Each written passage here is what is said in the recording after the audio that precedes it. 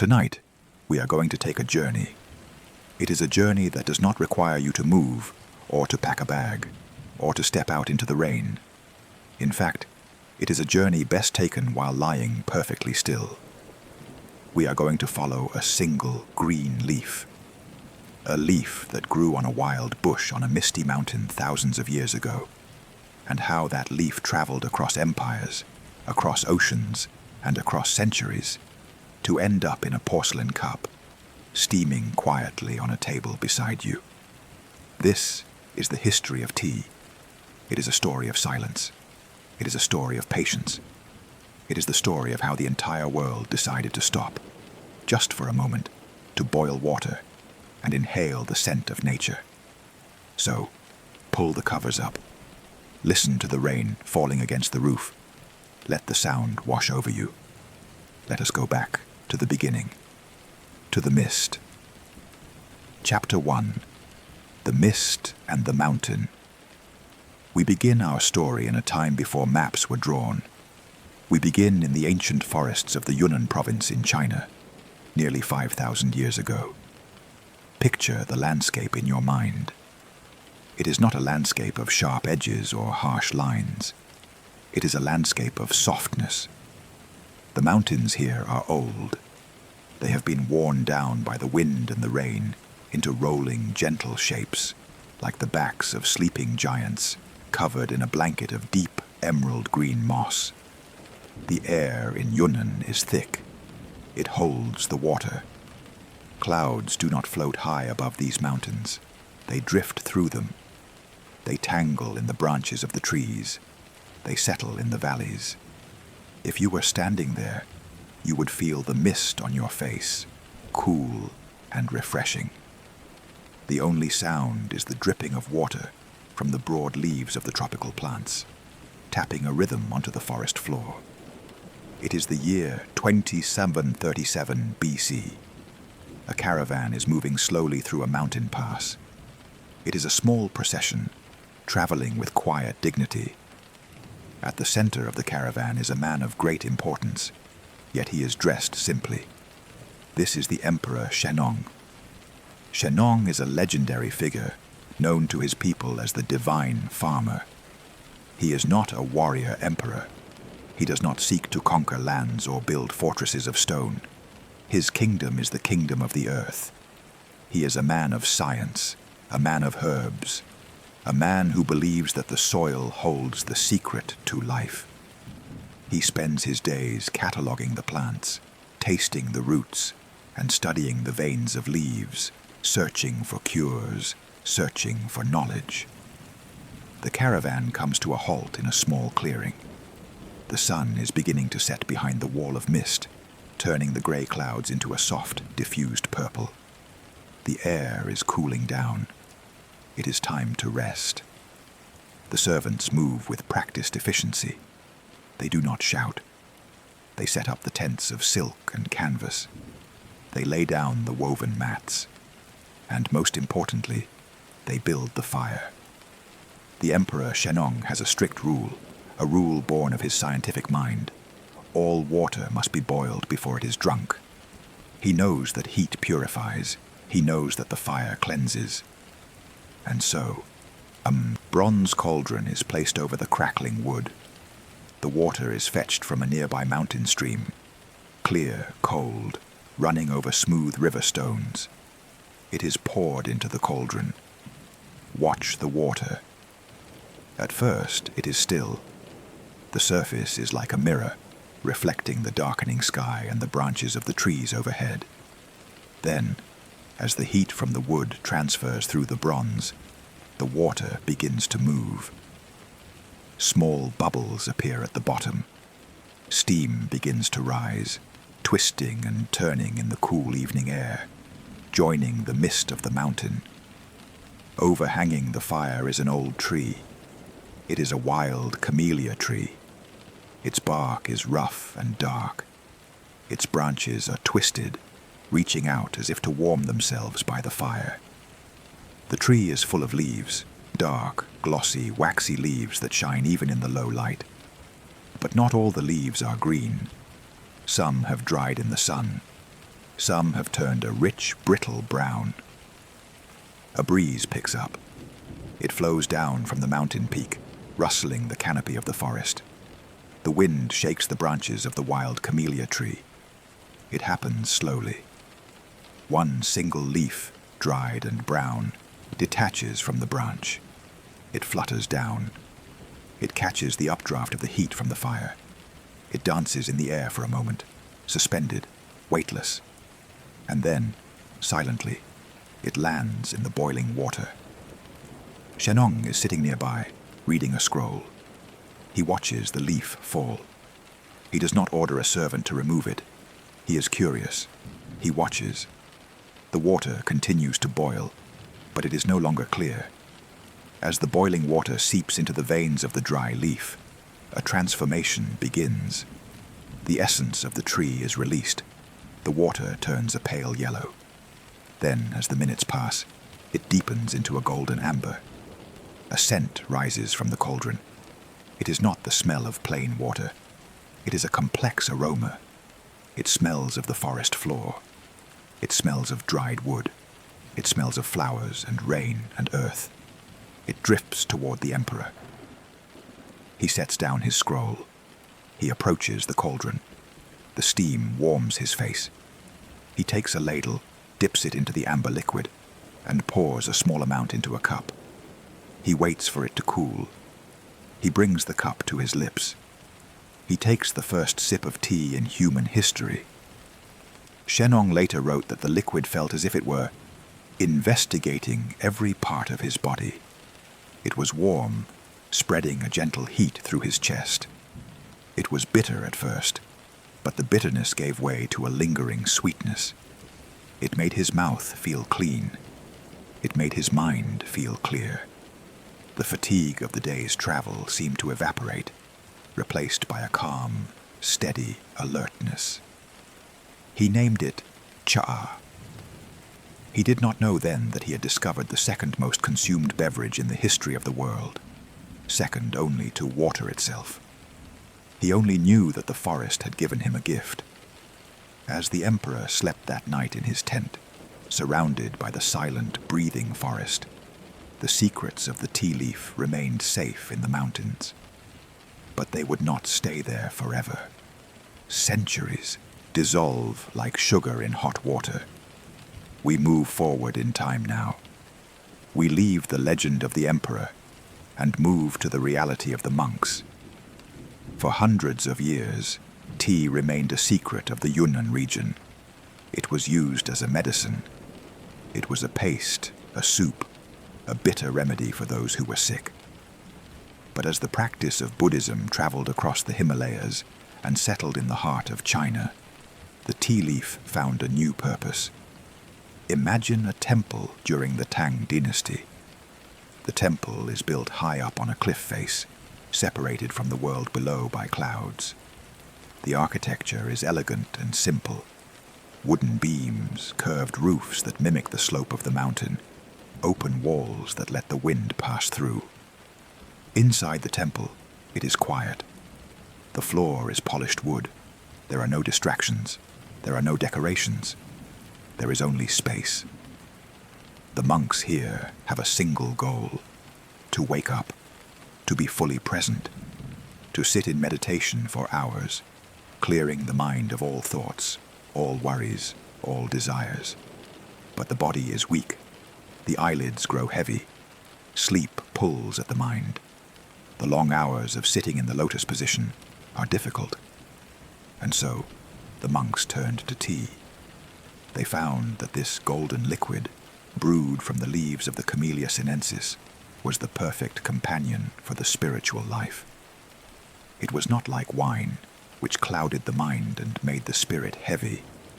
It was not like water, which offered no energy. Tea was the middle path. It was a gentle stimulant. It kept the eyes open. It kept the spine straight.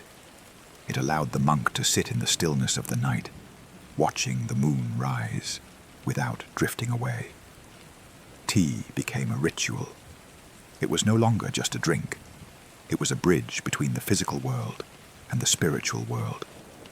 Let us watch a monk prepare tea in the year 700 AD. He enters the small tea room.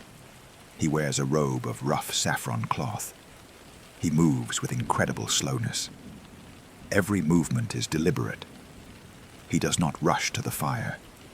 He walks to it, feeling his feet on the floor. He picks up the charcoal piece by piece and arranges it in the brazier. He strikes the flint. He fans the spark. He listens to the wind in the pines outside the temple window. He waits for the water to boil. In this time, they did not use loose leaves as we do today. They used bricks. The tea leaves were steamed, crushed, and pressed into solid cakes, hard as stone. The monk takes a small knife. He scrapes the tea brick. The sound is a soft rasping, like a dry leaf scratching against stone. The powder falls into a bowl. It is green and fragrant. He adds a pinch of salt to the water, a practice that has been lost to time, but was essential to the ancients. The salt brings out the flavor of the water. When the water boils, he adds the tea powder. He stirs it with a bamboo whisk. The sound is a rapid, soft brushing. Whisk, whisk, whisk. A foam rises to the surface. It is a bright, vibrant green foam, thick and rich. He pours the liquid into a ceramic bowl. He holds the bowl with both hands. He feels the warmth radiating through the clay into his palms. He drinks. In that moment, there is no emperor. There is no empire. There is no history. There is only the monk, the warmth of the bowl, and the sound of the rain beginning to fall on the temple roof. This respect for the process, this love of the details, was eventually written down. A man named Lu Yu, who had been raised by these monks, decided that the world needed to know the rules of tea. Lu Yu was a man who loved silence. He loved order. He looked at the world outside, the wars, the politics, the noise, and he turned away from it. He turned toward the teapot. He wrote the Cha Ching, the classic of tea. It was the first book ever written about tea. And it is a book of lists, a book of rules, a book of perfect boredom. Lu Yu wrote about the water. He was obsessed with water. He said that the quality of the tea depends entirely on the quality of the water. The best water, he wrote, comes from the slow-moving currents of mountain springs. It runs over granite and silica. It is filtered by the moss. The next best, he continued, is river water. But one must be careful. One must take water only from the places where humans do not go. The worst water, he warned, is well water. It is stagnant. It has no life. He wrote about the fire. He said that one must never use wood that has a scent, like cypress or pine, for the smoke will change the taste of the tea. One must use only dried branches of charcoal. But his most famous description, the description that has lulled people to sleep for 1,000 years, is his description of the boil. Lu Yu taught that there are 3 stages of boiling water, and if you close your eyes now and listen to the rain in your own room, you can perhaps imagine the sound of the kettle in his room. The first boil, he said, is when the bubbles are small. They appear at the bottom of the pot. They are the size of the eyes of a fish. They make a faint sound. Ping, ping, a gentle clicking. The second boil is when the bubbles grow larger. They rise to the surface and cling to the edge of the pot. They look like a string of pearls. This is the moment, he said, to add the tea. The string of pearls. The third boil is when the water leaps like majestic waves. It rolls and tumbles. This is the final stage. If the water boils longer than this, the old man water appears, and the soul of the tea is lost. Fish eyes, a string of pearls, majestic waves. It is a process that requires total attention. You cannot be angry when you are watching for the fish eyes. You cannot be anxious when you are waiting for the string of pearls. The tea demands your presence. It demands that you slow down. And so the tea spread. It flowed from the temples to the cities. It flowed into the homes of the scholars and the poets. They created tea gardens. These were not farms. They were sanctuaries.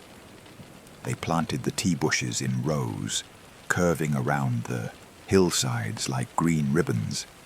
They planted plum trees and cherry trees among the tea, so that when the blossoms fell, the tea leaves would absorb the fragrance of the flowers. Imagine walking through one of these ancient tea gardens. It is early morning.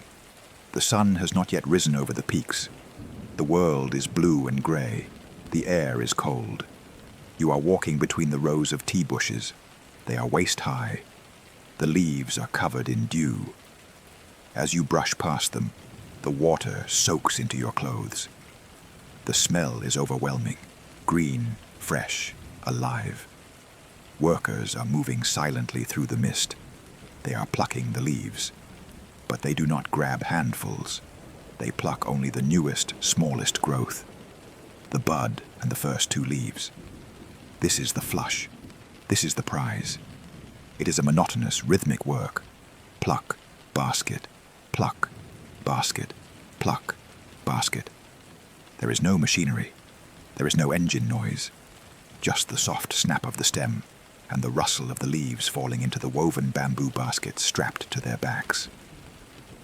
This rhythm has continued for thousands of years. As you lie in your bed tonight, somewhere in the world, on a high mountain in India or China or Japan, the sun is rising, the mist is lifting, and hands are plucking the leaves, one by one, in silence. The tea leaf has begun its journey. It has been plucked from the branch. It has been dried in the sun. It has been rolled by hand. It has been fired in a wok or steamed in a basket. It is ready to move. It is ready to leave the safety of the mountain. It is ready to meet the camels of the Silk Road. It is ready to meet the wooden ships of the British Empire. It is ready to travel to the snowy plains of Russia and the drawing rooms of London. But that is the next part of our journey. For now, let us stay in the mountain a moment longer. Let us stay with the mist. The fire is dying down in Emperor Shennong's camp. The monk has finished his bowl and blown out the candle. The tea pickers have finished their row. The rain continues to fall. Chapter 2. The Cup of Humanity and the Empty Room. The rain continues to fall. It washes over the roof. It runs in small rivulets down the glass of the window. It seals you in. We have left the misty mountains of Yunnan. We have left the wild forests where the tea trees grow tall and untamed. We have seen the leaf plucked by the silent workers in the dawn light. But tea is not just a plant. It is not just a commodity to be packed into crates and sold in the markets. As the centuries turned, as the dynasties rose and fell like the tides of the ocean, tea became something else. It became a mirror. It became a way to look at the world. Tonight, we step inside. We leave the cold wind of the mountain and enter the sanctuary of the tea room. This is the story of how a simple drink became a religion of the art of life. This is the story of teaism. In the 15th century in Japan, a philosophy emerged that viewed the everyday world as chaotic. The samurai wars were raging. Fire and steel dominated the land. There was noise, there was haste, there was fear. But inside the tea room, there was none of that. The tea room, or the sukiya, does not pretend to be a palace. It is built to look like a cottage. It is often a small hut, standing alone in a garden, sheltered by pine trees. It is built of fragile materials, bamboo, wood, mud, and paper. Imagine this structure. Visualize it in the dark. It is small. It is barely large enough to hold 5 people. It has a low roof made of thatch. dried straw layered thick to keep out the rain. The walls are not stone, they are paper. Shoji screens, translucent and white, allow the light of the moon or the sun to filter through, soft and diffused. To enter the tea room, you must humble yourself. The door is not a normal door. It is called the Nijiriguchi. It is a tiny square opening, only about 2 feet high. You cannot walk through it. You must kneel. You must lower your head. You must crawl into the sanctuary. This is by design. It forces the samurai to leave his longsword outside. It forces the wealthy merchant to leave his pride outside. Inside the tea room, everyone is equal. Inside the tea room, there is no rank. There is only the host, the guest, and the tea. Once you crawl through that small door, you find yourself in a space of absolute emptiness. There is no furniture. There are no heavy chairs or tables. The floor is covered in tatami mats, woven straw that smells faintly of dry grass and summer fields. The mats are soft underfoot. They muffle the sound of movement. The walls are bare, except for one alcove. This is the tokonoma. In the tokonoma there hangs a single scroll of calligraphy, or perhaps a single flower in a vase. Just one. The philosophy of tea teaches that true beauty lies in the incomplete. If a room is filled with objects, the mind becomes cluttered. If the room is empty, the mind can rest. The emptiness is not a lack of things. It is a presence of possibility. It is a worship of the imperfect. It is a tender attempt to accomplish something possible in this impossible thing we call life. Sit in this room in your mind. The light is dim. The only sound is the water boiling in the iron kettle, the kama, which sits sunken into a square pit in the floor. The charcoal glows deep red, covered by a layer of white ash to control the heat. The sound of the kettle in the tea room is unique. The tea masters designed the bottom of the kettle with small pieces of iron, arranged to create a specific melody when the water boils.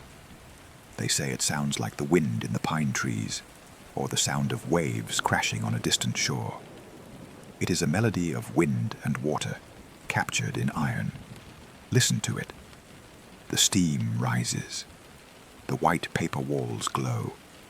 The world outside, the rain, the work, the noise, does not exist here. This philosophy of the tea room did not appear overnight. It evolved through 3 distinct eras, 3 distinct schools of tea. Let us drift back through time to understand them. First, there was the school of the boiled tea. This was the tea of the Tang Dynasty, the tea of Lu Yu, whom we met in the mountains. In this era, tea was a cake. The leaves were steamed, crushed, and molded into bricks. To drink it, you had to roast the cake over a fire until it was soft like a baby's arm. Then you pulverized it into powder between 2 sheets of paper. You put the powder into the boiling water with a pinch of salt. It was a soup. It was robust. It was primal.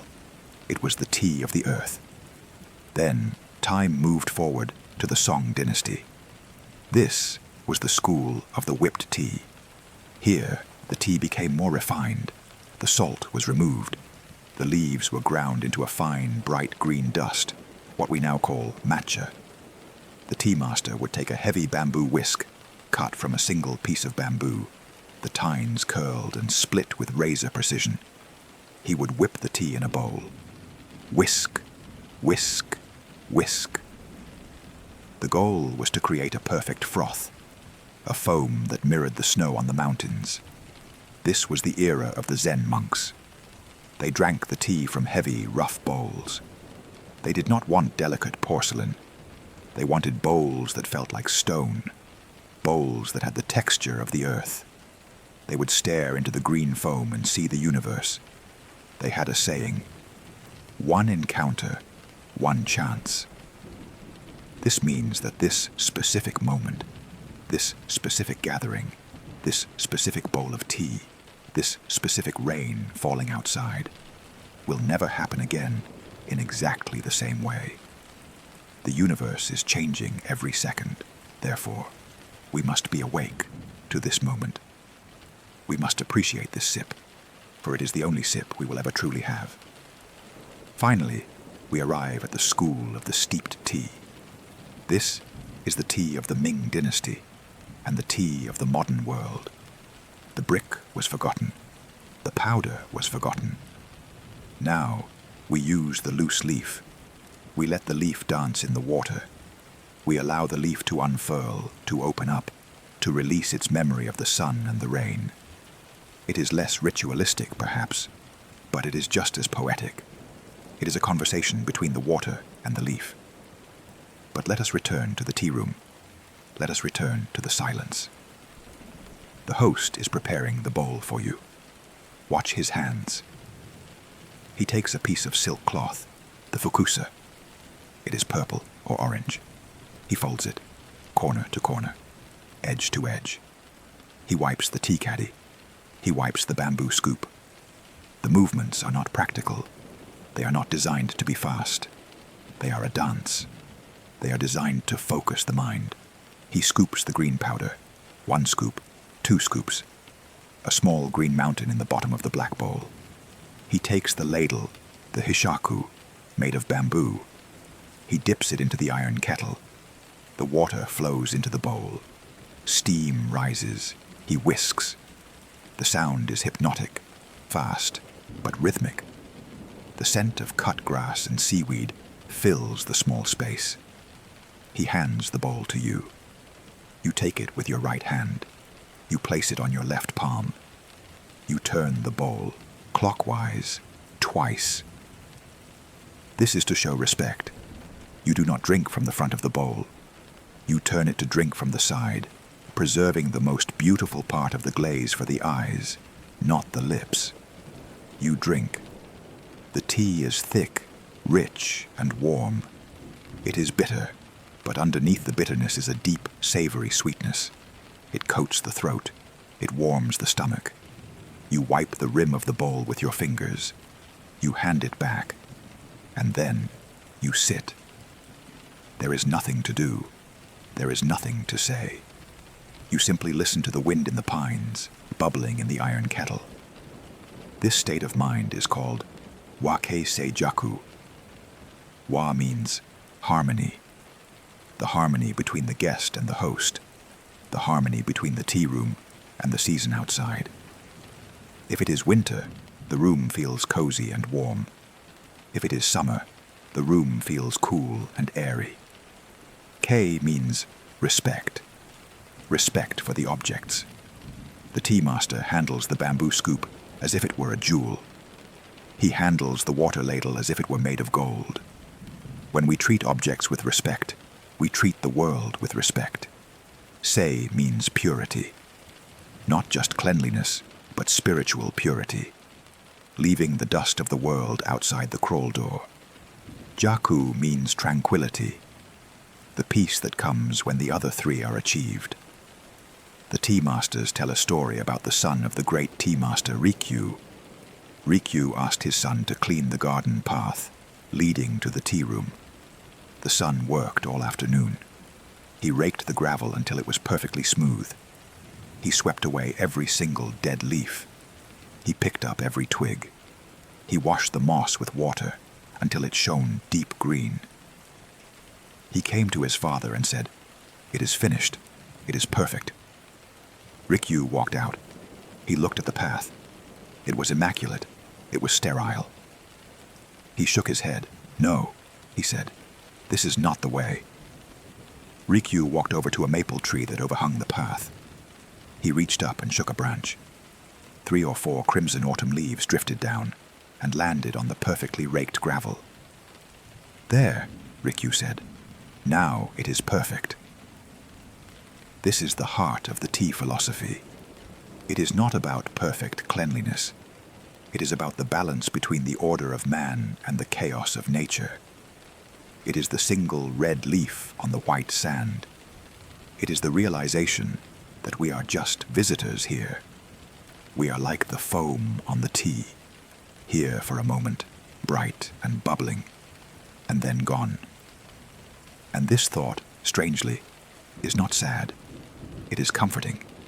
It takes the weight off our shoulders. If we are just foam, if we are just leaves blowing in the wind, then we do not need to carry the world. We only need to carry the cup. The rain outside is heavier now.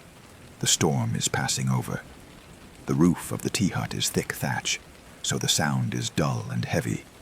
Thrum, thrum, thrum. The candle in the tea room flickers. The shadows dance on the paper walls. The tea ceremony is ending. The host washes the scoop. He washes the whisk. He pours the remaining water from the kettle into a waste water bowl. The sound of the water pouring is the sound of closure. The utensils are put away. The bowl is placed back on the shelf. The room returns to emptiness. The scroll in the alcove hangs in the shadows. The single flower in the vase bows its head. We must leave the tea room now. We must crawl back out through the small door, back into the garden, back into the world. But we do not leave the peace behind. We carry it with us. We carry the warmth of the ceramic bowl in our hands. We carry the scent of the matcha in our memory. We are ready to travel again. The leaf has been plucked. The leaf has been powdered. The leaf has been drunk in the silence of the Japanese hut. But the world is wide, and tea is not just a secret of the East. The leaf is calling to the West. It is calling to the vast open plains. It is calling to the deserts. The tea is about to move. Imagine a camel, a large, shaggy Bactrian camel, breathing steam into the cold night air of the Gobi Desert. Imagine a wooden crate strapped to its side. Inside the crate are bricks of tea. They are leaving China. They are walking north. They are walking toward the snow. They are walking toward Russia. The silence of the tea room gives way to the silence of the desert stars. The journey continues. Chapter 3. The Caravan and the Smoke. The rain continues to fall. It is a curtain that separates you from the world. We have sat in the silence of the Japanese tea room. We have watched the steam rise from the iron kettle in the small bamboo hut. We have learned the art of stillness. But tea is restless. The leaf does not want to stay in the garden. It wants to travel. And so, we leave the island. We leave the mist. We move to the mainland, to the vast, open, endless expanse of the Asian steppes. We are entering the era of the caravan. Picture the map of the world in your mind. Trace a line from the green mountains of southern China, moving north and west. It moves across the high plateaus. It moves across the Gobi Desert. It moves into the frozen forests of Siberia. And finally, it ends in the great cities of Russia and Europe. This is the Great Tea Road. It is a road of silence, but a different kind of silence than the tea room. It is the silence of distance. It is the silence of snow. It is the year 1600. The tea is no longer a powder. It is no longer a delicate green dust used by monks. It has been transformed for the journey. To survive the journey of 4,000 miles, the tea had to be tough. The leaves were harvested, dried, and then pressed with immense pressure into bricks. Solid blocks of tea. They were heavy, dense, and hard as rock. They were stamped with the seal of the producer. They looked like gold bars, but they were made of leaves. In fact, they were used as money. In Mongolia, in Siberia, you did not pay with coins. You paid with bricks of tea. A brick could buy a sheep. 12 bricks could buy a horse. The tea is packed into crates. The crates are wrapped in leather to protect them from the rain and the snow. And then they are loaded onto the backs of the travelers. First, the humans. There was a route known as the Tea Horse Road. It was a narrow, winding path that cut through the precipices of the Himalayas. It was too steep for wagons. It was too dangerous for horses. And so, men carried the tea. Imagine the rhythm of the porter. He carries a load of tea that weighs more than he does. He walks with a T-shaped walking stick. He takes a step. Thud. He takes another step. Thud. Every 10 steps he stops. He rests the heavy load on the T-shaped stick. He breathes the thin mountain air. He looks out over the clouds. Step, step, step, rest, step, step, step, rest. The tea moves slowly up the mountain. It crosses the rivers on swaying rope bridges. It climbs into the sky. But once the mountains are crossed, the land flattens out. The mountains give way to the desert and the steppe. The air gets colder. The sky gets bigger. Now, the tea is transferred to the animals, the camel caravans. Imagine a line of Bactrian camels. These are not the sleek camels of the Arabian sands. These are the camels of the cold. They are covered in thick, shaggy wool to protect them from the freezing winds of the Gobi. Their breath comes out in great white plumes of steam. There are 200 camels in this line. They are tied together, nose to tail, nose to tail. They move with a slow, rolling gait. Left side, right side, left side, right side. It is a hypnotic motion. Around the neck of the led camel, there is a large bronze bell. Clang, clang, clang. The sound echoes across the flat, empty landscape. It is the heartbeat of the caravan. They walk mostly at night. The desert sun is too hot in the summer, and the winds are too fierce in the day during the winter. So they navigate by the stars. The North Star hangs high and bright, guiding the tea toward Russia. The traders walk beside the camels. They are wrapped in furs, wolfskin, sheepskin. Their boots crunch on the hard, frozen sand. They do not speak much. What is there to say? The horizon never changes. It is just the earth and the sky and the tea, step by step, mile by mile. The tea is aging as it travels. The months pass. The heat of the day and the cold of the night are slowly changing the chemistry of the leaves inside the leather-bound crates. The tea is fermenting. It is becoming darker. It is becoming richer. As the caravan moves north, they cross into Siberia. The landscape changes. The sand disappears, replaced by snow. Deep, white powder snow. The camels are swapped for sleds. Now, the sound changes. The bell stops ringing. Instead, there is the soft shh-shh of wooden runners gliding over ice. The world is white and grey. Pine trees, heavy with snow, stand like sentinels on either side of the track. It is bitterly cold here, the kind of cold that freezes the breath in your throat. But ahead, there is a light. It is a caravanserai, a roadside inn, a fortress against the night. It is a square building with high stone walls to block the wind. Inside, there is a courtyard. The caravan stops. The gates are opened. The sleds glide in.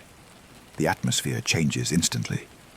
You leave the cold, lonely wind and enter a space of warmth and life. Fires are burning in great pits. The smell of wood smoke is thick in the air. Men are shouting greetings in Russian, in Chinese, in Mongolian. The horses are unhitched. The tea crates are stacked. You walk into the main hall of the inn. It is crowded. It is warm. The air smells of wet fur, tobacco, and roasting meat. But the center of the room, the heart of the inn, is the samovar. This is where the Russian soul meets the Chinese leaf. The samovar is a large metal urn, often made of copper or brass or silver. It stands in the center of the table. Inside the urn, there is a vertical pipe filled with burning charcoal. The water surrounds the pipe, boiling constantly. It rumbles, it sings. On top of the samovar sits a small teapot. In the Russian tradition, You do not brew a fresh cup for every person. You make a concentrate. You fill the small teapot with a massive amount of dark, black tea leaves. You let it steep until it is almost like syrup. This is called zavarka. To serve the tea, you pour a small amount of the black zavarka into a glass. Then, you open the tap of the samovar. The boiling water rushes out, diluting the concentrate, turning it into a beautiful, clear, mahogany red tea. Imagine sitting at that rough wooden table in the Siberian inn. Outside, the wind is howling. The snow is piling up against the door. But your hands are wrapped around a hot glass of tea. You put a cube of sugar between your teeth, as was the custom, and you drink the tea through the sugar. The sweetness, the heat, the dark, rich flavor. It thaws your bones. It is the ultimate safety. The storm is outside. The tea is inside. There is a specific type of tea that was born on this journey, a tea that tastes of the camp. It is called Lapsang Souchong. The legend says that an army was passing through a tea village in the Wuyi Mountains. The soldiers needed a place to sleep, so they camped in the tea factory. They slept on the drying floors, right on top of the leaves. When the soldiers left the next morning, the farmers were in a panic. The tea had been crushed. It was wet. It was ruining. They needed to dry it immediately to sell it. But they did not have time to dry it in the sun. So they built fires. They used the local wood, pine wood, rich in resin. They placed the tea leaves in bamboo baskets and held them over the smoking pine fires. The leaves dried, but they absorbed the smoke. They turned black. They smelled like a campfire. The farmers thought the tea was ruined. They sold it cheap to the Dutch traders, hoping they wouldn't notice. But when the tea arrived in Europe, the people loved it. They called it bohea. They loved the smell. It reminded them of the outdoors. It reminded them of smoked leather and whiskey and wood. It became the tea of the winter. And so, the Russian caravan blend was born. A mix of the dark, smoky tea and the lighter, floral tea. When you drink it, you are tasting the history of the journey. You are tasting the campfires of the camel drivers. You are tasting the pine forests of Siberia. The caravan moves on. They leave the inn. They head west. They cross the Ural Mountains. They enter Europe. But not all tea traveled by land. While the camels were walking slowly across the snow, a different race was happening. A race on the water. The tea that traveled by land was expensive. It took 18 months to get from China to Russia. Only the rich could afford it. The world wanted more tea, and they wanted it faster. They looked to the ocean. We leave the snow now. We leave the sound of the wind in the pine trees. We leave the heavy warmth of the fur coats and the firelight. We are going to a place that is wet, salt-sprayed, and vast. We are going to the docks of Canton. The year is 1850. The era of the tea clipper has begun. The rain falling on your roof sounds different now. It is not the soft rain of the garden, nor the frozen sleet of the steppe. It is the heavy, tropical rain of the South China Sea. The harbor is crowded. Thousands of small boats, called sampans, are bobbing in the water. They are ferrying crates of tea from the warehouses to the great ships anchored in the bay. These ships are the most beautiful machines ever built by humans. They are the clippers. They are built for one thing: speed. They are long and narrow. They sit low in the water. They have tall, raked masts that seem to scrape the sky, and they have clouds of white canvas sails: the Cutty-Sark, the Thermopylae, the Ariel, the Taping. Their names are legendary. They are waiting for the new harvest. The first flush tea is the most valuable. The first ship to reach London with the new crop. will fetch the highest price. It is a race halfway around the world. The sailors are loading the chests. These chests are lined with lead and foil to keep the sea air out. They are stacked deeply in the hold. Oolong, Pekoe, Souchong, Congo. The smell of the ship is a mix of tar, salt water, and the sweet, dusty smell of the tea leaves. The captain stands on the quarterdeck. He is watching the sky. He is waiting for the wind. The anchor is weighed. The heavy iron chain rattles up from the deep. The sails are unfurled. Snap, snap, snap. The canvas catches the breeze. The ship leans. It begins to cut through the water. We are leaving the land behind completely. For the next 3 months, there will be no mountains, no deserts, no inns. There will only be the circle of the sea and the dome of the sky. Imagine you are in the cabin of the Cutty Sark. It is night. The ship is rocking gently. Kriak. Hush. Kriak. Hush. The wood of the ship talks to you. It flexes and settles. The waves slap against the hull, just inches from your head. You are safe in your bunk. The tea is safe in the hold. The ship is flying across the Indian Ocean. It is rounding the Cape of Good Hope. It is racing up the Atlantic. It is a long, hypnotic sleep. The rocking of the ocean is the ultimate cradle.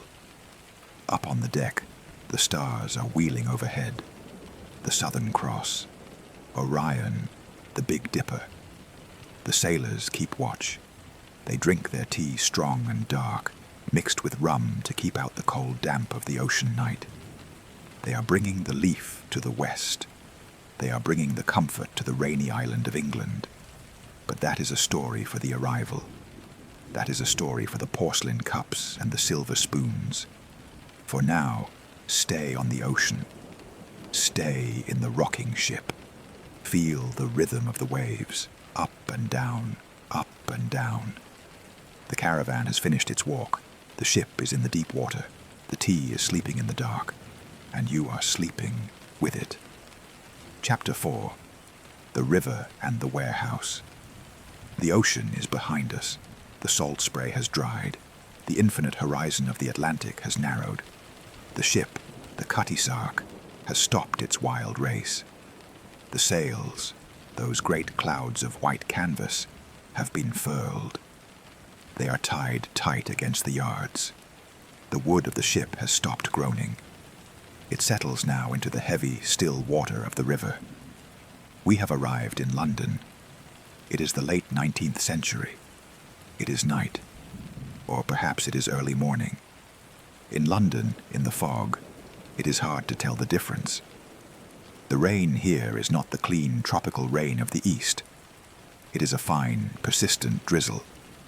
It mixes with the smoke from a million chimneys to create a blanket of grey that covers the city. It softens the edges of the buildings. It muffles the sound of the horses' hooves on the stones. We are drifting up the River Thames. The water is dark and flat. It smells of mud and history. The ship is being guided by a tugboat, a small, sturdy vessel with a coal-fired engine that chugs rhythmically. Chug, chug, chug. It pulls the great clipper ship toward its resting place, the East India Docks. Imagine the architecture of the docks. It is a world of brick and iron. High walls, built to keep the secrets of the trade safe. Huge iron gates that are locked at sunset. The ship glides through the lock. The water level rises slowly.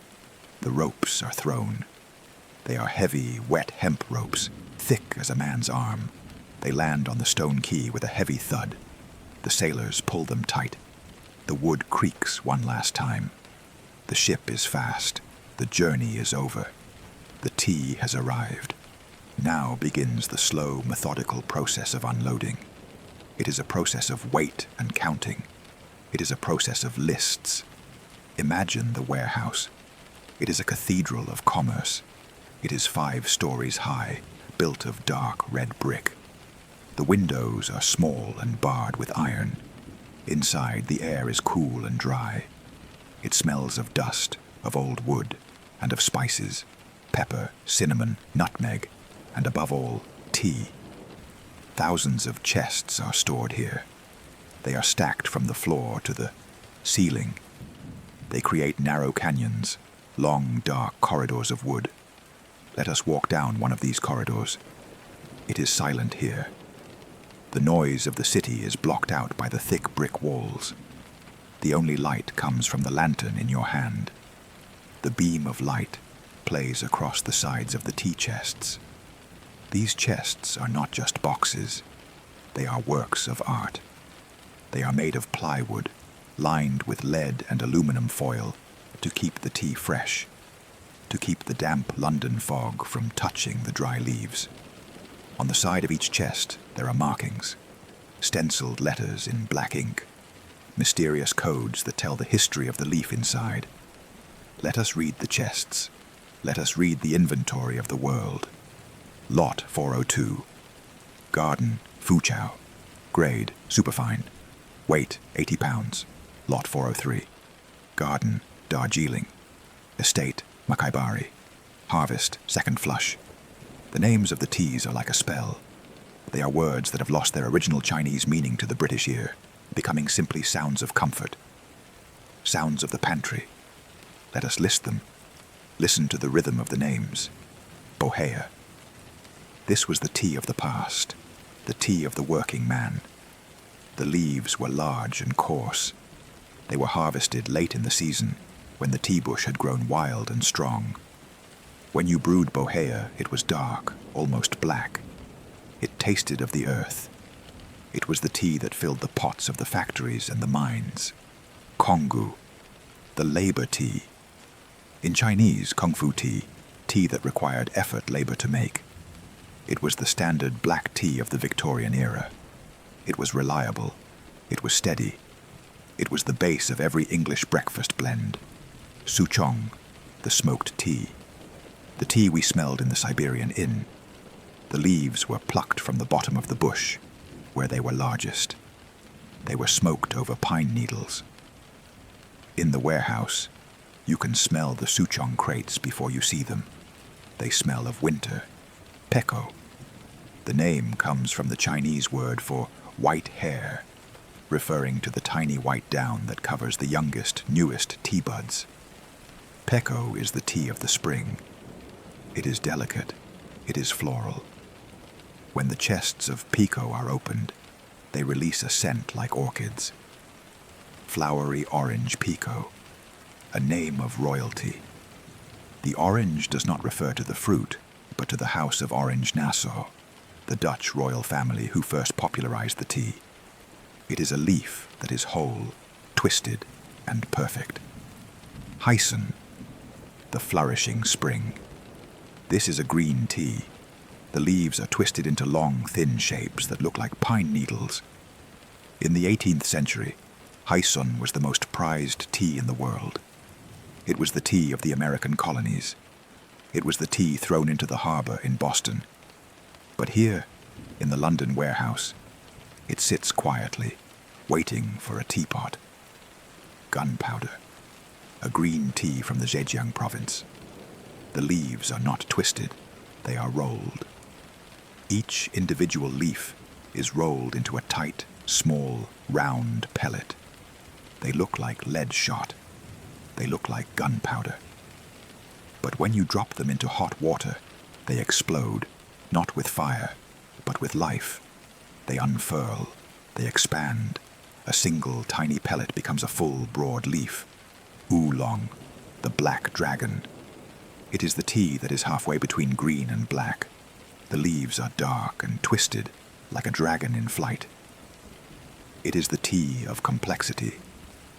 As you walk through the warehouse, running your hand along the rough wood of the crates, you are touching the mountains of India. You are touching the hills of Ceylon. You are touching the gardens of China.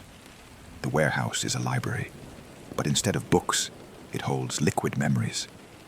In the center of the warehouse, there is a special room. It is the tasting room. The door is heavy oak. You push it open. The room is bright, lit by large skylights, even on this rainy day. The walls are white. Along the walls, there are long wooden counters, polished by years of use. On the counters, there are rows of white porcelain bowls, hundreds of them. And next to each bowl, a small tin of tea. This is the domain of the tea taster. He is a man of silence. He is a man of the palate.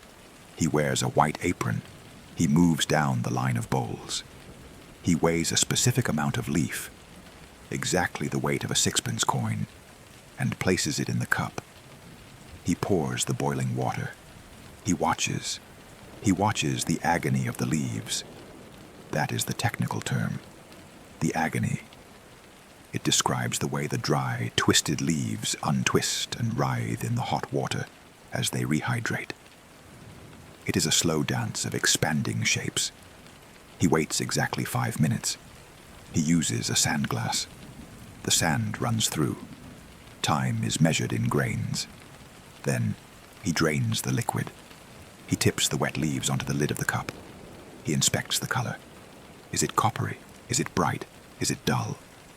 He lifts the wet leaves to his nose. He inhales deeply. He is looking for the nose of the tea. Is it malty?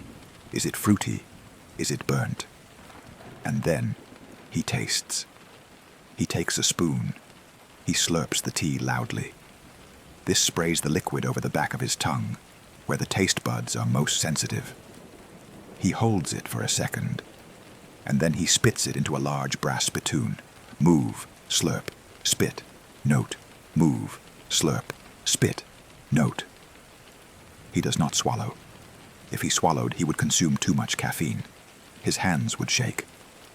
And a tea taster must have steady hands. He is grading the world. He is deciding which chest will go to the palace and which chest will go to the poorhouse. He writes in his ledger. The sound of his pen scratching on the paper is the only sound in the room. Lot 402. Brisk, full-bodied, notes of muscatel. High value. Lot 403. Flat, dusty, thin, low value. The books are closed. The auction is set. Let us leave the warehouse now. The tea has been counted. It has been named. It has been valued. It is ready to enter the city. Imagine a horse-drawn wagon waiting outside the iron gates. It is a dray wagon, pulled by 2 massive Shire horses. Their hooves are the size of dinner plates. Their breath steams in the cold London air. The chests are loaded onto the wagon. The driver snaps the reins gently. The horses lean into the leather collars. The wheels begin to turn on the wet cobblestones. Clip-clop, clip-clop, clip-clop. The wagon moves through the fog. It moves through the narrow streets of the East End. It passes the gas lamps that are just beginning to flicker on as the evening deepens. It passes the bakeries, where the smell of yeast mixes with the fog. It passes the pubs, where the sound of laughter spills out into the street. It is heading for the West End. It is heading for the shops.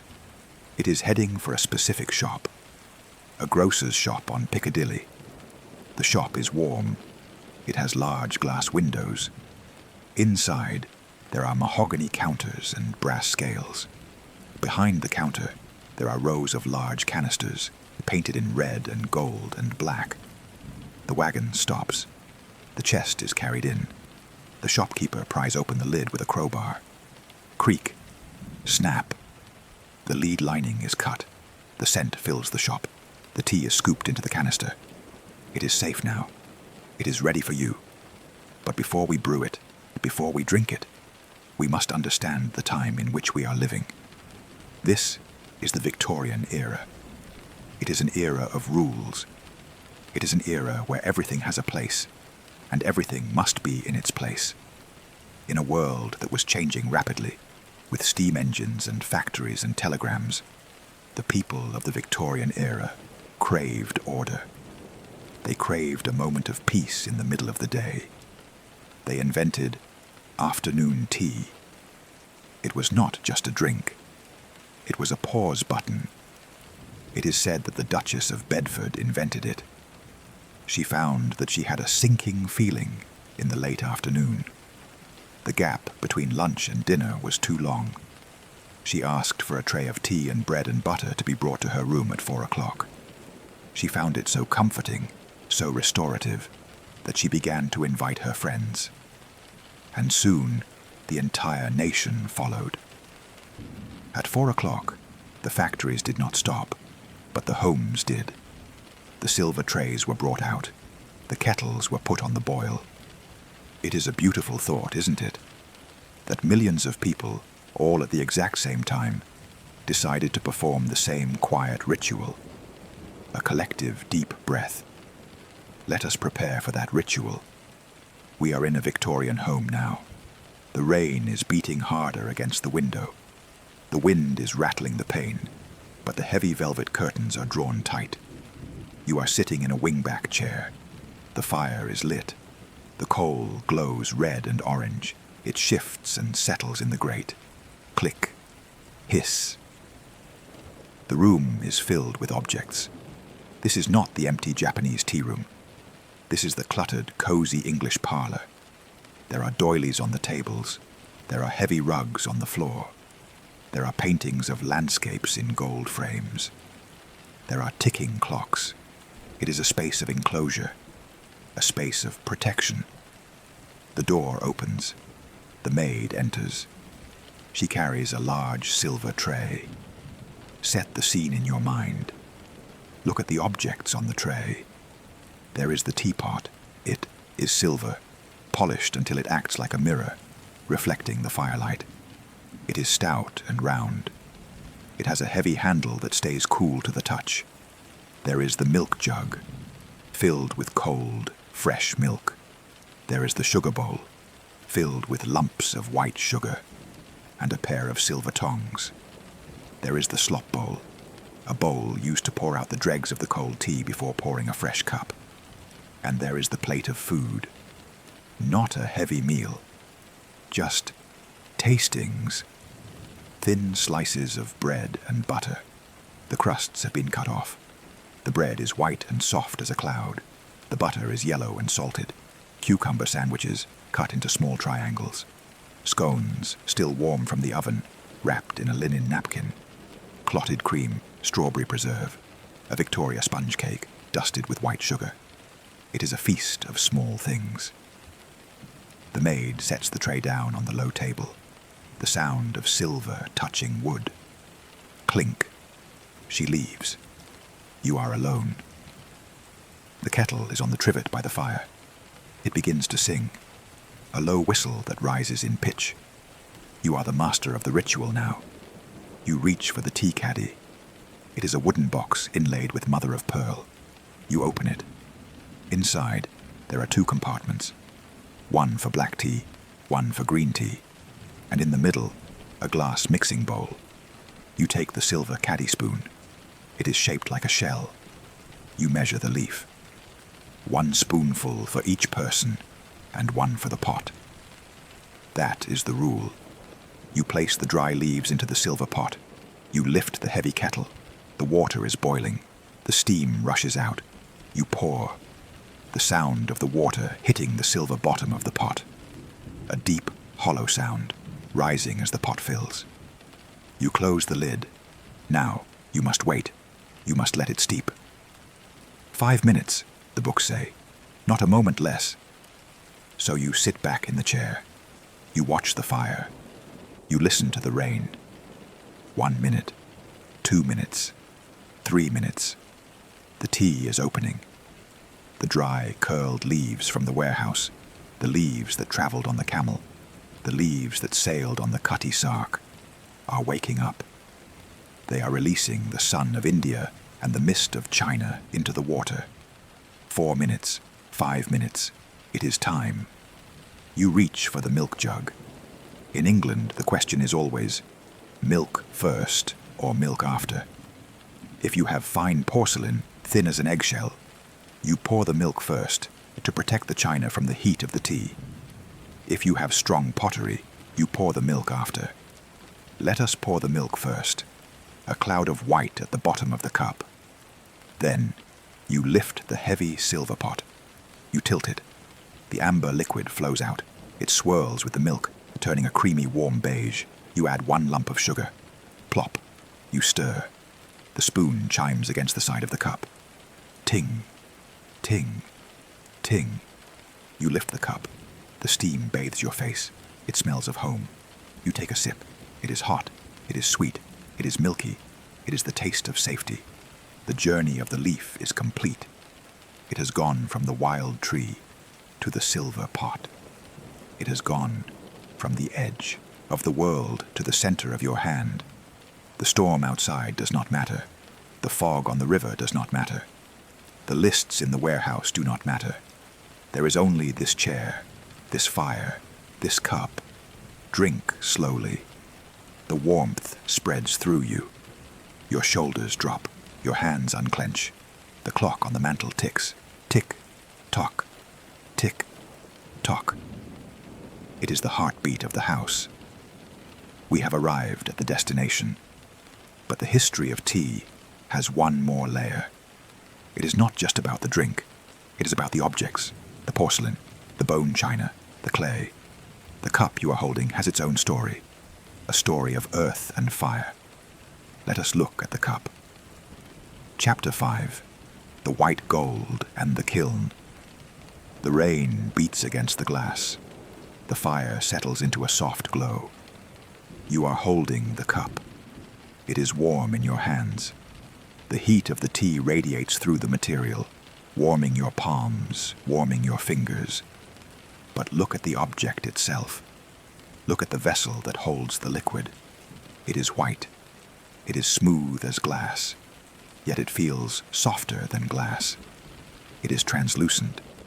If you hold it up to the firelight, you can see the shadow of your own fingers through the side of the cup. It is delicate, yet it is strong. It is the perfect marriage of beauty and utility. This is porcelain. For 1,000 years, this material was the greatest secret of the East.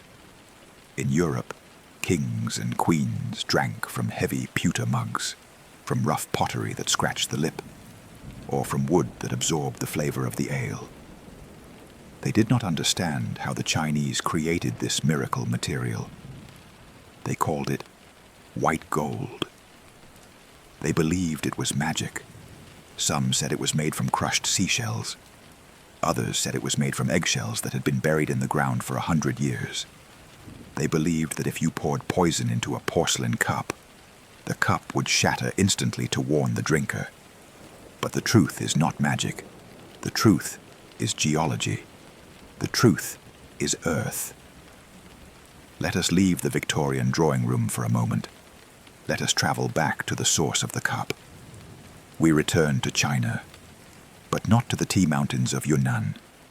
We go to a city called Jingdezhen. For 17 centuries, this city has been the porcelain capital of the world.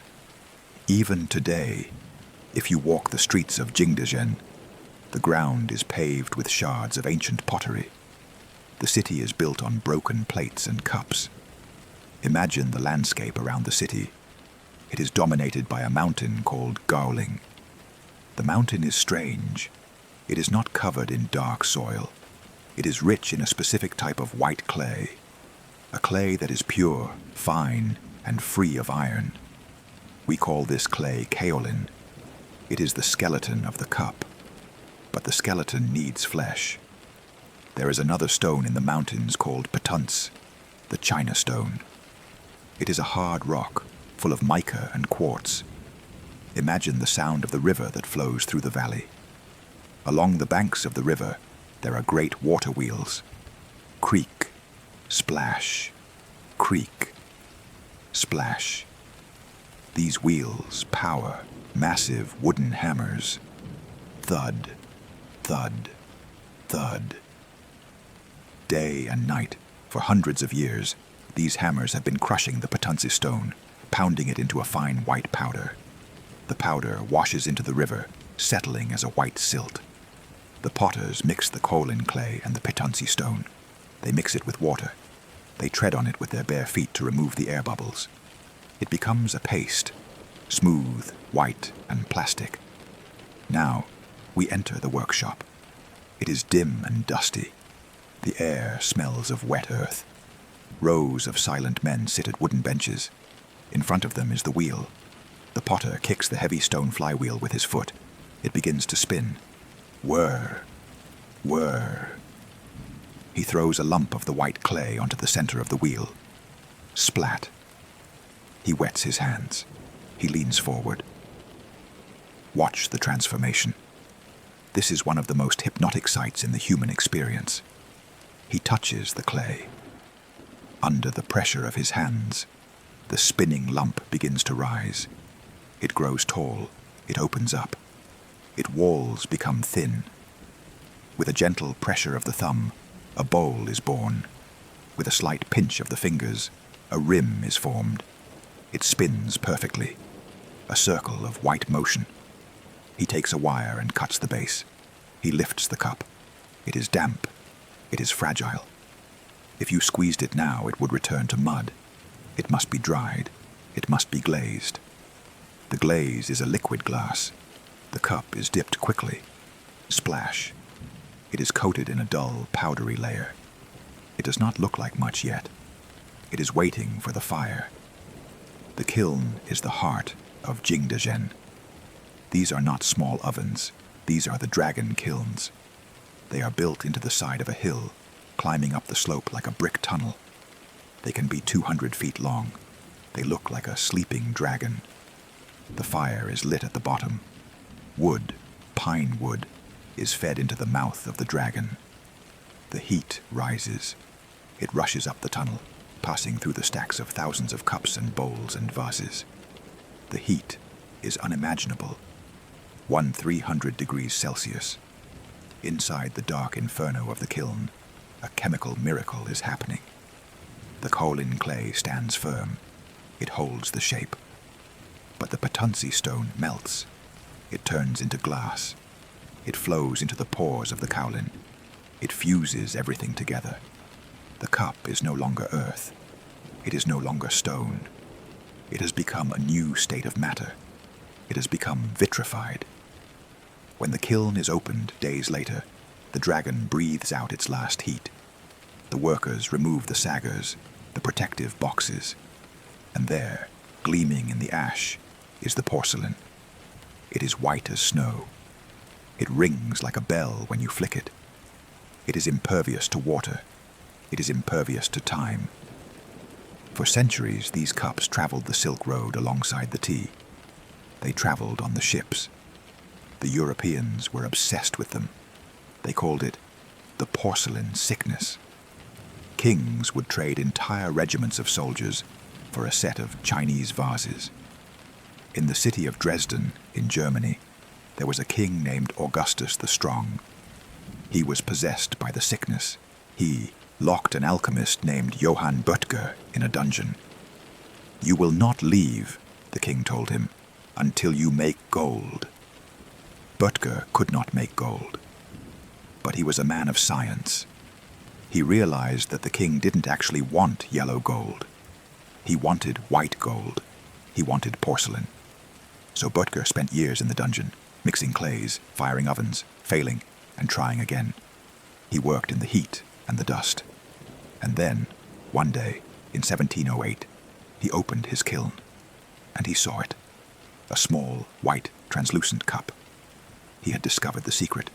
He had found the recipe, the arcanum. Europe finally had its own porcelain. The factory at Meissen was born, but the English, always practical, found a different way. We return to England now, to the smoke-filled city of Stoke-on-Trent, the potteries. Here, a man named Josiah Spode was experimenting. He did not have the kaolin of China, but he had something else. He had the cattle markets of London. He took the bones of cattle. He boiled them.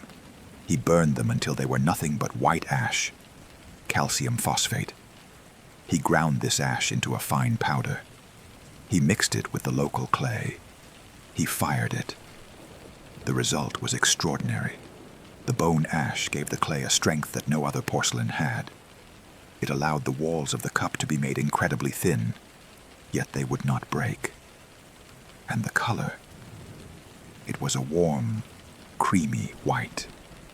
Not the cold blue white of the Chinese porcelain, but a soft ivory white. They called it bone china. This is likely what you are holding in your hand in the Victorian drawing room. A cup made of English clay and the memory of the earth. Run your finger over the surface of the cup. It is perfectly smooth, but it is not plain white. Perhaps it has a pattern, the most famous pattern in the world, the blue willow. You have seen it. It is blue ink on white china. It depicts a landscape. Look closely at the pattern in your mind. There is a bridge. 3 figures are running across the bridge. There is a willow tree, its branches hanging down, weeping over the water. There is a boat floating on the river. There is a tea house, a pagoda, with a curved roof. And above them all, 2 birds, 2 doves, flying in the sky. It looks like a Chinese scene, but it is not. It was invented in England by an engraver who wanted to imagine what China looked like. It is a dream of the East, stamped onto the clay of the West. There is a story attached to the pattern, a tragic love story invented to sell the plates. They say the 3 figures on the bridge are a father, a daughter, and her lover. The father is chasing them. They escape on the boat. They live happily in the little house on the island. But eventually, the soldiers find them. But the gods take pity on the lovers.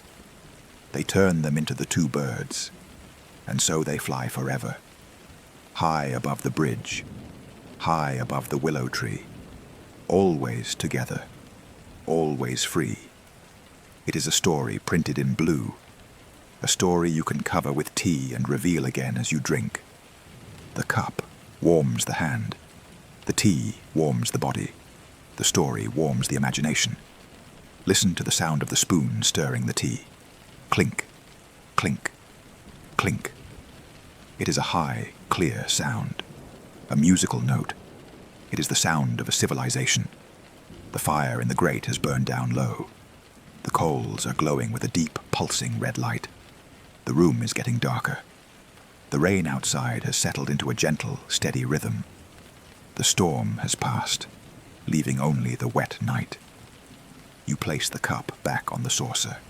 Click. The circle is complete. The clay from the earth, the leaf from the mountain, the water from the river, the fire from the wood. All of them have come together to create this moment of stillness. But there is one more element to the history of tea. We have spoken of the emperors, the monks, the sailors, and the potters. But we have not spoken of the flowers. For tea is not always just tea. Sometimes it is a garden in a cup. Let us close our eyes and smell the air. Let us drift away from the Victorian parlor. Let us drift back to the gardens. We are going to find the scent of jasmine. We are going to find the oil of the bergamot orange. We are going to the blending room. Chapter 6. The night garden and the oil. We have explored the earth and the fire. We have held the white porcelain in our hands. But tea is more than just leaves and clay. It is a carrier of memory, and the strongest trigger of memory is scent. Tonight, we step out of the drawing room. We step away from the fire. We open the glass doors and walk out into the garden. The rain has stopped, leaving the world damp and fragrant. The air is cool. It smells of wet soil and blooming flowers. We are going to explore the art of the scented tea. For thousands of years, tea masters have known that the tea leaf is a sponge. It is absorbent. If you place a dry tea leaf next to a rose, it will steal the soul of the rose. If you place it next to an orchid, it will capture the ghost of the orchid. The most famous of these marriages is the marriage of the green tea and the white flower. Jasmine. Let us travel back to the province of Fujian in China. It is late summer. It is the season of the harvest. But we are not harvesting tea leaves. We are harvesting flowers. The jasmine fields are vast, rows and rows of small bushes with glossy green leaves. But the magic happens only at a specific time of day. Jasmine is a night-blooming flower. During the heat of the day, the buds are closed tight. They are small, white pearls, holding their perfume inside to protect it from the sun. The pickers come to the fields in the late afternoon. They must be gentle.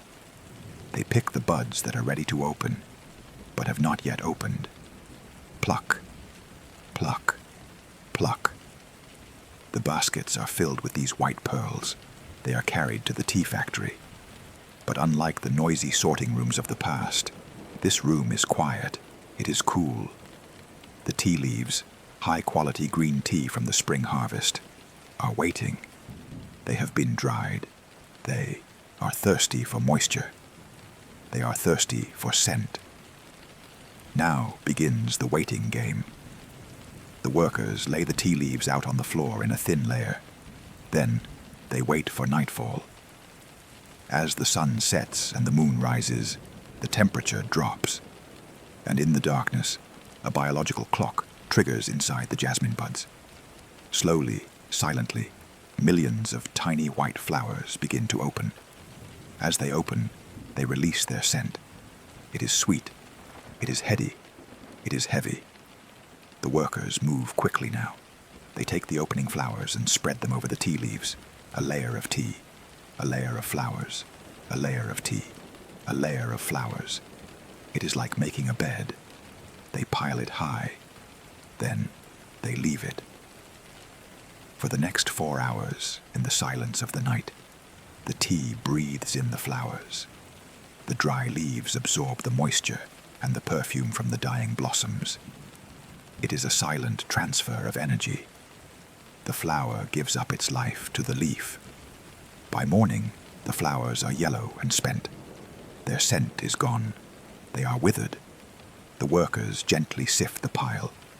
They remove the old flowers. But the tea is not done. Fresh flowers are picked that afternoon, and the process is repeated. For the finest jasmine tea, this happens 7 nights in a row. 7 generations of flowers are used to scent a single batch of tea. Imagine the patience. Imagine the smell of that room. A concentration of summer nights packed into a single chest. When you pour hot water over jasmine pearls in your cup, you are releasing those 7 nights. The steam rises, and suddenly, you are not in your room. You are in a garden in Fujian. You can smell the damp earth. You can smell the moonlight. But there is another scent. A scent that is more famous in the West. A scent that defines the British afternoon. It is the scent of citrus. It is the scent of Earl Grey. The story of Earl Grey is a story of a gift. They say that Charles Grey, the second Earl Grey and Prime Minister of England, saved the life of a Chinese mandarin's son. In return, the mandarin gave him a special blend of tea. It is a lovely story, but the truth is likely more practical. The truth lies in a small, wrinkled fruit. We must leave China now. We travel to the Mediterranean. We travel to the toe of the boot of Italy, to the region of Calabria. Here, the sun is hot, the sea is turquoise, and on the terraced hillsides overlooking the water, there grows a tree that grows nowhere else on earth, the bergamot orange. It is a strange fruit. It is not sweet like an orange. It is not sour like a lemon. It is bitter. It is inedible. But the skin is magic. The skin of the bergamot is filled with oil, an essential oil that is complex, floral, and spicy. It is the smell of freshness. In the old days, the farmers of Calabria would harvest the fruits in the winter. They would sit on low stools in the sun. They would take a fruit and cut it in half. They used a special spoon with a sharp edge to scrape out the pulp. Then they would take the empty peel and press it against a natural sea sponge. They would squeeze the rind. The oil would spray out into the sponge. When the sponge was saturated with the precious oil, they would squeeze it into a terracotta pot. It took 100 fruits to produce just 3 ounces of oil. This oil, this bergamot gold, was shipped to England. And there, in a tea blending room in London, it met the black tea. Imagine the blender at work. He takes a chest of strong, dark tea, perhaps a Keemun from China or a Ceylon from Sri Lanka. He spreads the leaves out in a large, rotating drum. He takes a vial of the bergamot oil. He pours it over the leaves. The drum turns. Rumble, tumble, rumble, tumble. The leaves are tossed in the dark. They are coated in the oil. The heavy, malty taste of the black tea is lifted by the bright, sharp note of the citrus. It is a perfect balance. The bass note and the treble note. When you drink a cup of Earl Grey, you are drinking the Italian sun and the English fog at the same time. It is a tea of comfort. It is the tea of the study. It is the tea of the library. But sometimes, we do not want tea at all. Sometimes, late at night, when the rain is falling and the house is quiet, we want something that has no caffeine. We want the flowers themselves. We call these tisanes, or herbal teas. Let us walk further into the night garden, past the tea bushes, past the jasmine. We come to a field that glows pale in the moonlight. Chamomile.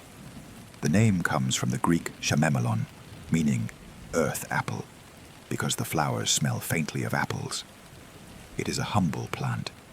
It grows close to the ground. The flowers look like tiny daisies, white petals around a yellow center. Imagine walking through a field of chamomile. Your boots brush against the flowers, releasing their scent. It is a sweet, straw-like smell. It smells of late summer afternoons. The harvesters come here with rakes. They gently comb the flowers from the stems. They dry them in the shade. When you brew chamomile, you are brewing pure relaxation. The hot water turns a pale, sunny yellow. It is the color of sleep. There is a chemical in chamomile called apigenin. It binds to the receptors in your brain, the same receptors that Valium binds to. It is nature's lullaby. And beside the chamomile, there is another field, a field of purple, lavender. We are in Provence, in the south of France. The rows of lavender stretch out to the horizon, perfect straight lines of purple running over the hills. The air here is thick with the scent. It is clean. It is medicinal. It is camphor and pine and flower all mixed together. The bees love the lavender. In the day, the field hums with them. But now, at night, the bees are sleeping in their hives. The field is silent. The wind blows over the purple spikes. They wave like the sea. Lavender is the scent of linens. It is the scent of the pillow. When lavender is dried and added to a tea blend, it adds a note of deep calm. It slows the heart rate. It lowers the blood pressure. We have gathered our bouquet, the white jasmine, the yellow bergamot, the golden chamomile, the purple lavender. We carry them back inside. The garden door closes. Click. The scent of the rain and the earth is shut out. We are back in the warm, dry room. We go to the shelf. We look at the jars. They are glass jars, lined up in a row. Inside them, the dried botanicals look like confetti. The withered petals, the twisted leaves, the dried rinds. They are waiting for the water to bring them back to life. That is the miracle of tea. It is a form of resurrection. A flower dies in a field in France. It dries up. It crumbles. It seems to be gone. But months later, miles away, you pour hot water over it, and suddenly The flower is alive again. The scent fills the room. The color returns to the water. The spirit of the plant enters you. It is a cycle: growth, harvest, sleep, awakening. And now, it is time for the sleep part of the cycle.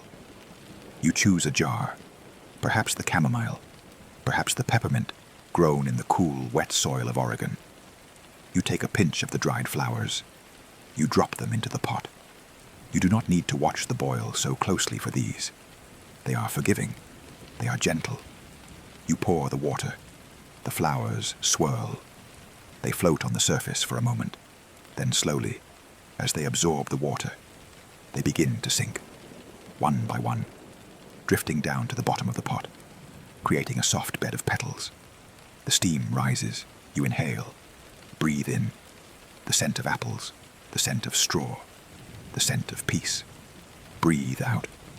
The day is gone. The work is done. The garden is sleeping. The bees are sleeping. The tea pickers in the mountains are sleeping. And you are here, safe, with the warmth of the cup in your hands. The rain continues to fall. It is a lullaby. We have one more stop on our journey. We have seen the tea of the East and the tea of the West. But there is a tradition we have missed. A tradition of hospitality. A tradition of sugar and spice. We must go to India. We must go to the street corners. We must hear the call of the chaiwala. But we will go there gently. We will float there on the steam of the chamomile. Chapter 7. The monsoon and the clay cup. The air has changed. We have left the cool, lavender-scented fields of France. We have left the fog of the River Thames. The air here is heavy. It is thick with moisture. It holds the heat even in the rain. We are in India, and it is the season of the monsoon. The rain here does not drizzle. It pours. It falls in sheets, washing over the world, turning the dust into mud, turning the brown rivers into gold. It drums against the roof of the train carriage. We are sitting in a velvet seat by the window. The train is moving slowly. It is the toy train, the Darjeeling Himalayan Railway. It is a small blue steam engine chugging its way up into the foothills of the Himalayas. Chug, chug, chug. The rhythm is slow. It rocks you gently from side to side. Outside the window, the jungle passes by.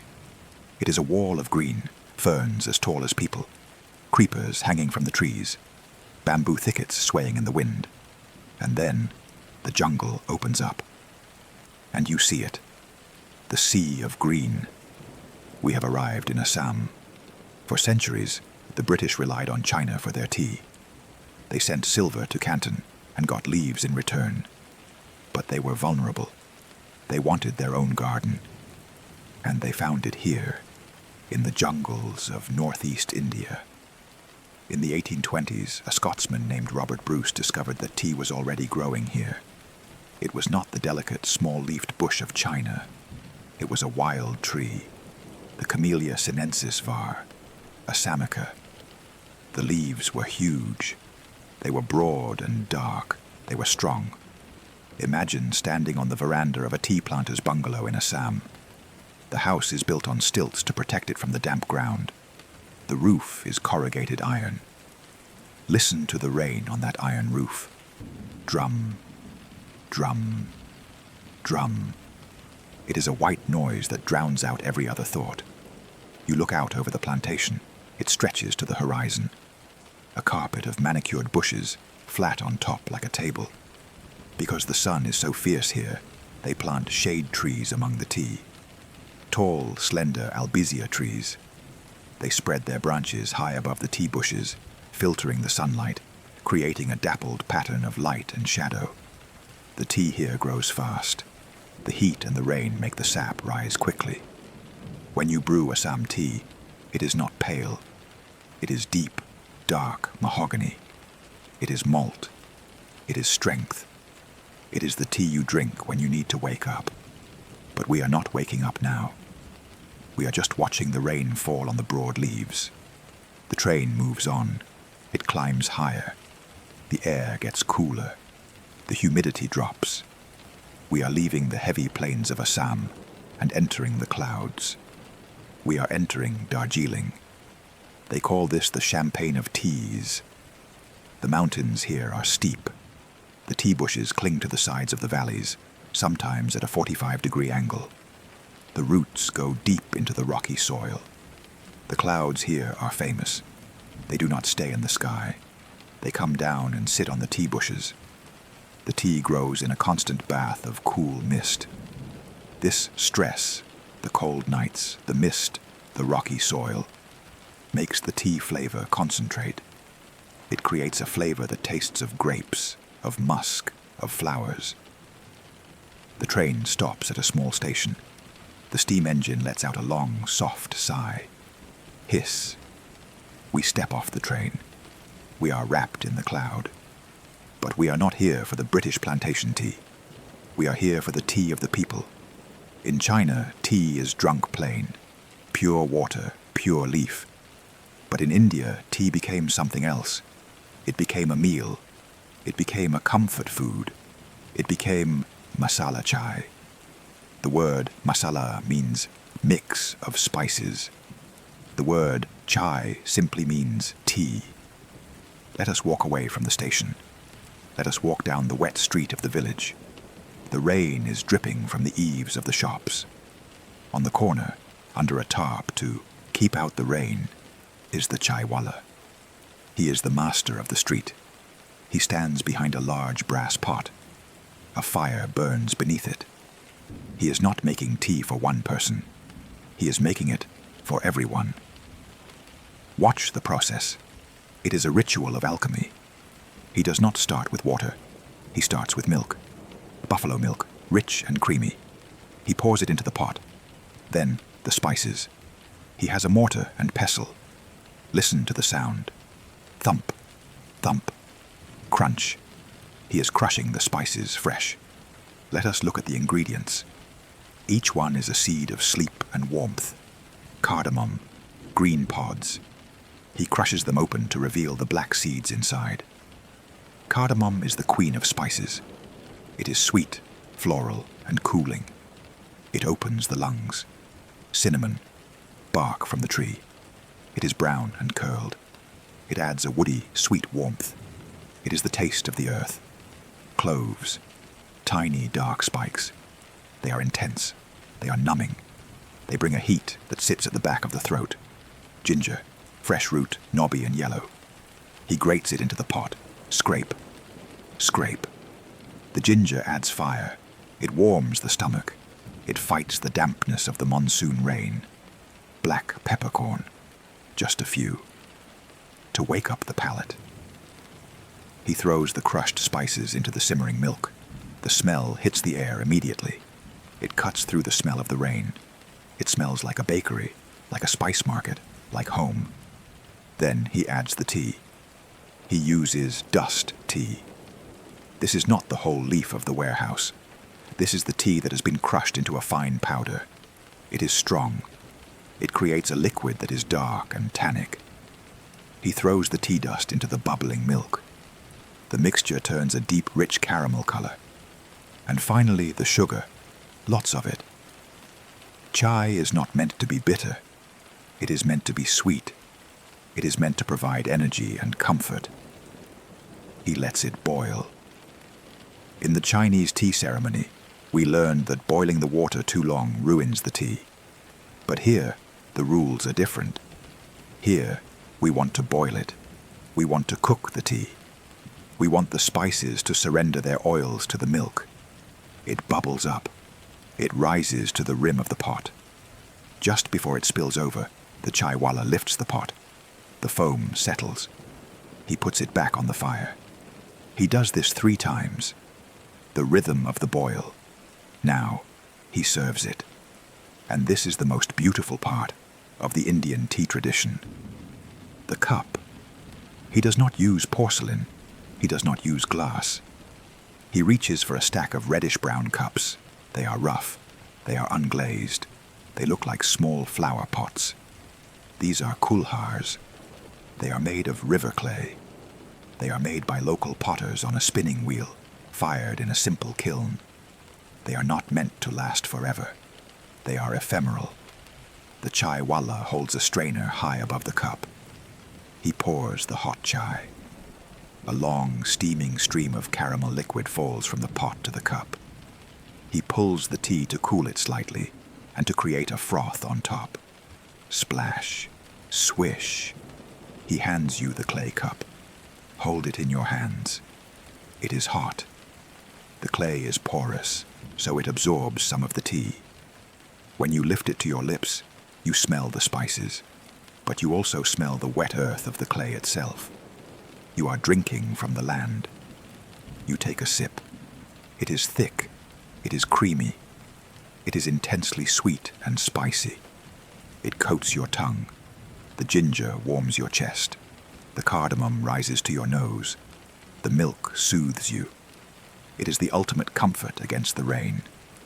You stand there under the tarp, watching the monsoon fall on the street. The cows are walking slowly through the rain. The rickshaws are splashing through the puddles. But you are warm, and when you are finished, in the old tradition, you do not wash the cup. You do not put it away in a cupboard. You throw it on the ground. Smash. The clay shatters. It returns to the mud. The rain will wash it away. It will become river clay again. It will be spun into a new cup for a new traveler tomorrow. It is a cycle of perfect return. Nothing is kept. Nothing is hoarded. The moment is enjoyed, and then the vessel is returned to the earth. Let us get back on the train now. The engine is whistling. Woo! Woo! We climb back into the velvet seat. The train lurches forward. Clack, clack. We lean our head against the glass. The vibration of the engine travels through the seat. It is a massage for the back. It is a lullaby for the mind. We are traveling south now, leaving the mountains, leaving the jungle. We are heading towards an island shaped like a teardrop falling from the cheek of India, Sri Lanka, or as the tea drinkers know it, Ceylon. The rain here is different. It is tropical. It is warm wind and palm trees. The tea here grows low near the ocean and high in the mist. But we are not going to the fields. We are tired. The journey has been long. We need a place to rest. We need a veranda. We need a fan turning slowly on the ceiling. Imagine a colonial guest house in the hills of Nuwara Eliya. The architecture is Tudor, like an old English cottage dropped into the tropics. The garden is filled with rhododendrons and giant ferns. You walk into the room. The floor is polished teak wood. There is a heavy four-poster bed draped in white mosquito netting. The netting looks like mist. It creates a room within a room, a safe, white cocoon. The windows are open. You can hear the frogs singing in the garden. Croak, croak. You can hear the wind in the eucalyptus trees. A ceiling fan spins above the bed. Whir, click, whir, click. It moves the air gently. It keeps the humidity at bay. You lie down on the bed. The sheets are cool, crisp cotton. The smell of the tea factories in the valley drifts up to the window. A sweet, vegetal smell. We have traveled from the Dragon Well of China. We have traveled the Silk Road. We have sailed the ocean. We have climbed the Himalayas. We have drunk the green tea, the black tea, the white tea, the spiced tea. But the journey is not quite over. There is one last chapter to this history. It is the chapter of the Yihindi, present. It is the chapter of the invention that changed how the entire world sleeps and drinks. The invention of the tea bag. It was an accident, a happy accident. Let us drift to New York City, to a quiet office in the year 1908. The rain is falling on the cobblestones of Manhattan. Chapter 8. The silk, the paper, and the ice. We have traveled the world. We have climbed the mountains of China and the hills of India. We have ridden the camels and the ships and the trains. But now, the world is becoming modern. The pace is changing. The gas lamps are being replaced by electric bulbs. The horse carriages are being replaced by automobiles. We find ourselves in New York City. It is the year 1908. It is a rainy afternoon in June. We are standing in a small merchant's office on Front Street, near the East River. The office belongs to a man named Thomas Sullivan. He is a tea importer. But he is not a large merchant. He does not own the great clipper ships. He does not have warehouses filled with thousands of chests. He is a small businessman trying to find his place in a busy city. The room is filled with tins, samples of tea from all over the world. The smell in the office is dusty and dry. Sullivan has a problem. He wants to send samples of his tea to potential customers, restaurants, hotels, wealthy families. But tea is expensive, and tin is heavy. To mail a tin canister costs money. He is looking for a cheaper way. He looks at his desk. He sees a piece of fabric. It is silk, hand-sewn silken pouches, small, delicate, lightweight. He has an idea. He takes a spoon. He scoops a small amount of tea leaves, perhaps a Fanning's grade, small and broken leaves, and places them inside the silk square. He gathers the corners. He ties it with a string. It looks like a little purse, a little treasure bag. He packs them into envelopes and mails them out to his customers. He thinks he has solved a shipping problem. He does not realize he has just changed the history of the world. A week later, the orders start coming in. But they are strange orders. The customers are writing to him saying, "Send us more of that tea, but send it exactly as it was. Send it in the little bags." Sullivan is confused. The bags were just packaging.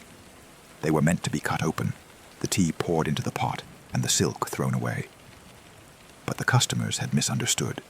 They had been lazy. Or perhaps they had been genius. They had simply taken the silk bag and thrown the entire thing into the hot water. They discovered that the water flowed through the silk. It extracted the flavor. And, most importantly, it kept the leaves trapped. There was no mess. There were no wet leaves to scoop out of the pot. There was no need for a silver strainer. It was clean. It was easy. It was modern. Sullivan realized his mistake was a fortune. He began to manufacture the bags on purpose. But there was a problem with the silk. The weave was too tight. The water couldn't circulate freely. The tea didn't breathe.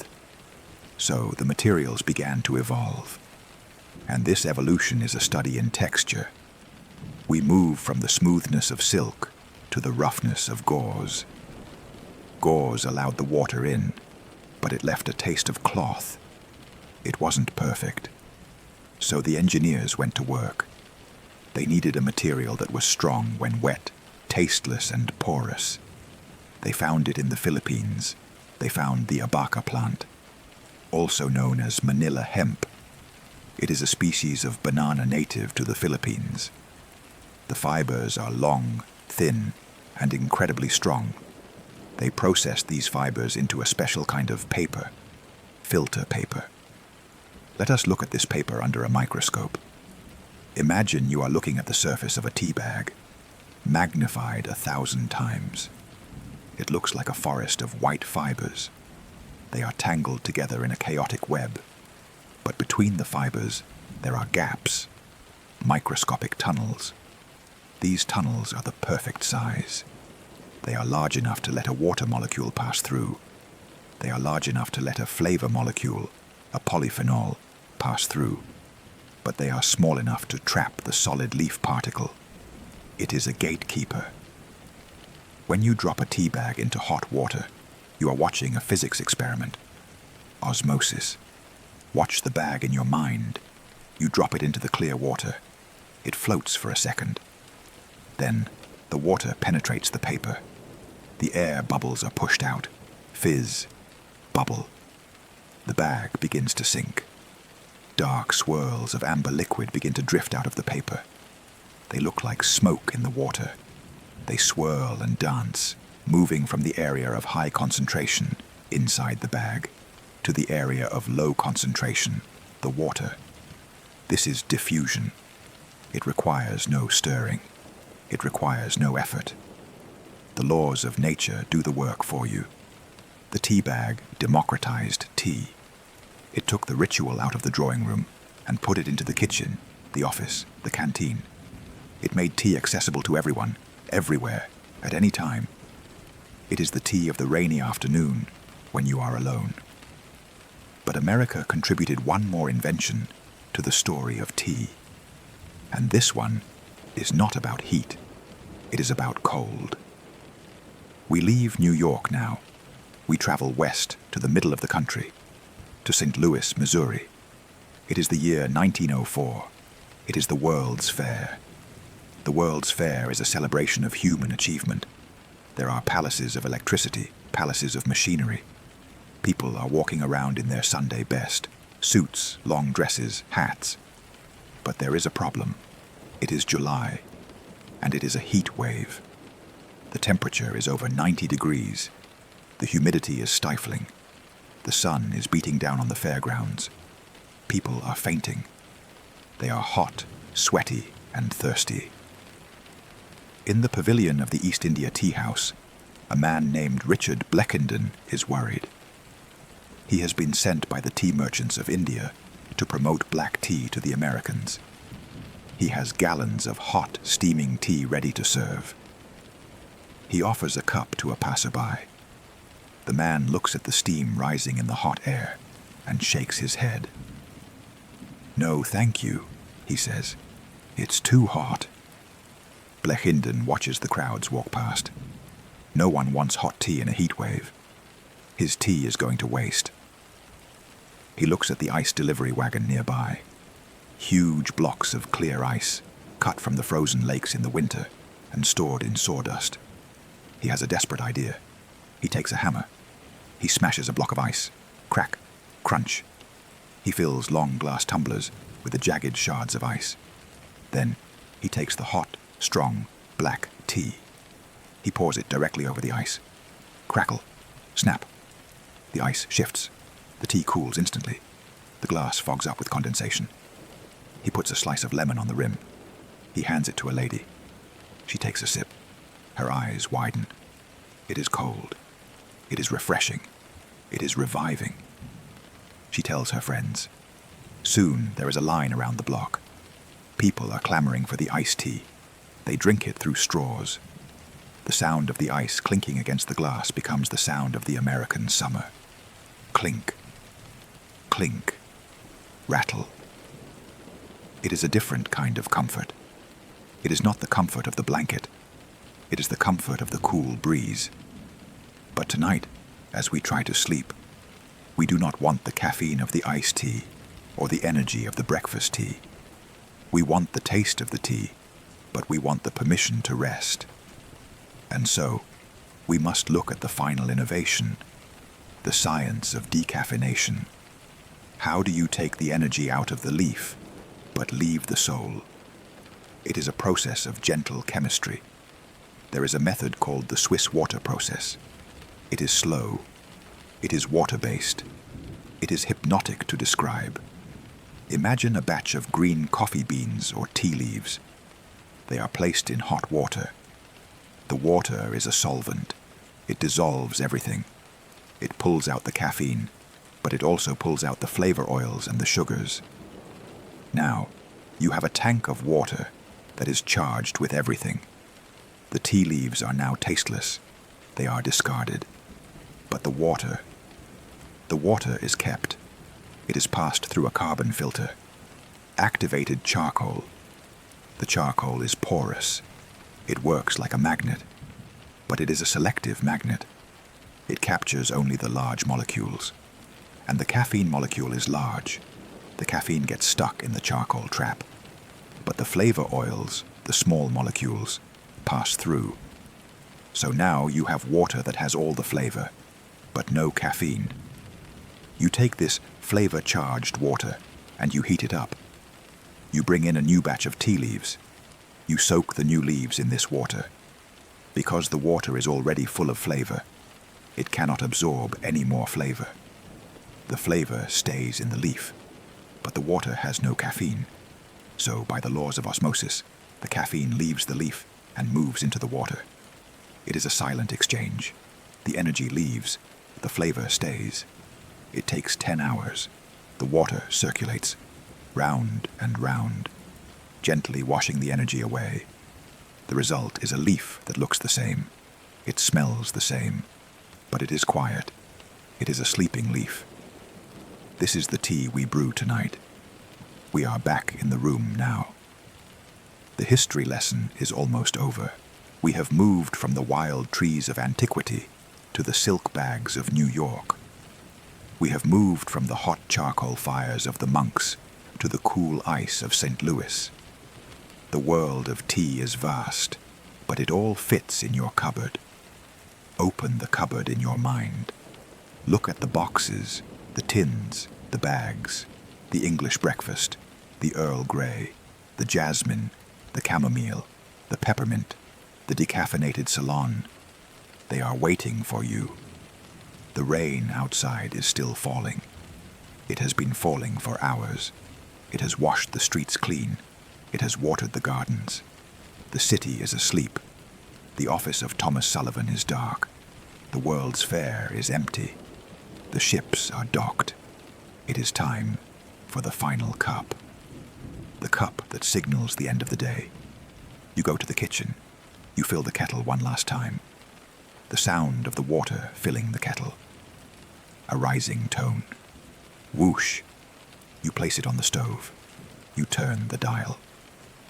The blue flame flickers. You stand there, leaning against the counter, waiting. This waiting is not impatience. It is a pause, a transition. You turn off the lights in the kitchen, leaving only the blue light of the flame and the street lamp outside the window. The shadows stretch across the floor. You are ready for the end of the journey. You are ready for the final chapter. The kettle begins to hum, a low vibration. Let the sound vibrate through you. Chapter 9. The chemistry of calm and the end of the rain. The kettle has boiled. You pour the water. There is a cloud of steam that rises up, touching your face. It is warm and moist. It smells of the clean water and the dry leaf meeting for the first time. You turn off the stove. The blue flame vanishes. The kitchen is dark again. You hold the mug in both hands. It is a heavy ceramic mug, solid, grounding. You feel the heat traveling from the water, through the clay, into your palms. It anchors you. You walk slowly out of the kitchen. You walk down the hallway. The floorboards creak softly under your feet, the sound of a house settling for the night. You enter the bedroom. The room is dim. The only light comes from the street lamp outside, filtering through the curtains, casting long, soft shadows across the floor. You set the mug down on the bedside table. Thud. You sit on the edge of the bed. The mattress sinks under your weight. You uncurl your shoulders. You let out a breath you didn't know you were holding. The journey is almost done. We have traveled 5,000 years tonight. We have walked the Great Wall. We have sailed the Indian Ocean. We have ridden the trains of the Himalayas. But in the end, it all comes down to this. This single cup. This single moment of quiet. Why does it comfort us so much? Why has this specific leaf, Camellia sinensis, conquered the world? It is not just the warmth, it is the chemistry. Deep inside the leaf, locked in the veins of the plant, there is a molecule. It is a rare amino acid. It is found almost nowhere else in nature. It is called L-theanine. When you drink tea, This molecule enters your bloodstream. It travels to your brain. And it does something remarkable. It does not make you sleepy in a heavy, drugged way. And it does not make you wired, like coffee. Instead, it stimulates the production of alpha waves. Alpha waves are the brain waves of deep relaxation. They are the waves of a monk meditating in a cave. They are the waves of a person watching the ocean. They are the waves of the moment just before you fall asleep. It is alert calm. The tea is literally telling your brain to let go. It is telling your muscles to loosen. It is telling your heart to beat a little slower. So, as you take a sip of the warm liquid, visualize that molecule. Visualize it as a soft, golden light. It travels down your throat. It spreads into your chest. It moves down your arms to your fingertips. It moves down your legs to your toes. Everywhere it touches, the tension dissolves. The knot in your shoulders unties itself. The tightness in your jaw releases. The space behind your eyes clears. You are not doing this. The tea is doing it for you. You are simply receiving the gift of the leaf. You place the cup back on the table. You pull back the covers. The sheets are cool and smooth. You slide into bed. You pull the heavy blanket up to your chin. The weight of it is comforting. It is a shield. You lie on your back. You look up at the ceiling, watching the shadows of the rain dance on the plaster. Listen to the rain. Think about the water in your cup, and the water on the roof. They are the same. The rain falling outside traveled a long way to get here, just like the tea. It evaporated from the ocean. It formed a cloud. It drifted on the wind. It fell on the mountain. It flowed into the river. And now, it is here, washing over your house. It is a cycle. The water rises and the water falls. The tea grows and the tea sleeps. You wake and you sleep. It is all one rhythm. You do not need to fight it. You are part of it. Let your mind drift back over the places we have been. Let them fade like a dream. Say goodbye to them. Goodbye to the Emperor Shennong, sitting by his fire in the ancient forest. The mist is covering him now. The fire is out. He is sleeping. Goodbye to the Japanese tea room. The scroll is rolled up. The flour has been taken away. The charcoal in the iron kettle has turned to grey ash. The room is empty and silent. Goodbye to the camel caravan. The bells have stopped ringing. The camels are kneeling in the sand, their heads tucked against the wind. The stars are shining over the Gobi Desert. The travelers are sleeping under their furs. Goodbye to the ships. The Cutty Sark is docked in the harbor. The sails are folded. The water laps gently against the wood. Hush, hush. The sailors are asleep in their bunks. Goodbye to the warehouse in London. The doors are locked. The lists are closed. The smell of the spices hangs in the dark air. Goodbye to the tea gardens of India. The rain is falling on the broad leaves in Assam. The clouds are hugging the mountains of Darjeeling. The pickers are home. The baskets are empty. Goodbye to the World's Fair. The crowds have gone. The ice has melted. The summer is over. The history book is closed. There is no past anymore. There is no future. There is only now. There is only this room, this bed, this warmth. You feel heavy, sinking into the mattress, sinking deeper. Your eyelids are heavy. They want to close. Let them close. The darkness behind your eyes is soft and velvety. It is like the darkness of the tea canister. It is a safe place to be. The sound of my voice is getting further away. It is just another sound in the night, like the rain. You are safe. You are warm. You are loved. The leaf has finished its journey, and so have you. The water is still. The fire is cold. The cup is empty. Sleep now. Drift away on the river of sleep. Float on the steam. Rest.